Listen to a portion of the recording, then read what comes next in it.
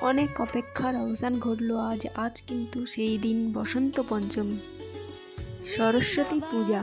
সব স্টুডেন্টরা কিন্তু এই দিনের জন্য অপেক্ষা করে থাকে, আজ সরস্বতী পুজোর অঞ্জলি দেওয়ার জন্য। সুন্দর করে সেজে গুজে মায়ের পায়ে অঞ্জলি দিতে যাবে। এই যে ঠাকুরগুলো তোমরা দেখছো, এই ঠাকুরগুলো আমাদের বাড়ির ছেলে কৌশিক অনেক কষ্ট করে তোমাদের জন্য, স্টুডেন্টদের কথা ভেবে ঠাকুরগুলো বানিয়েছে। ঠাকুরগুলো কেমন হয়েছে অবশ্যই কিন্তু কমেন্ট করে সবাই জানাবে। আমার এই ভিডিওটা যদি তোমাদের সবার ভালো লেগে থাকে অবশ্যই লাইক কমেন্ট শেয়ার করবে আর চ্যানেলটা সাবস্ক্রাইব করে পাশে থাকবে। জয় মা সরস্বতী।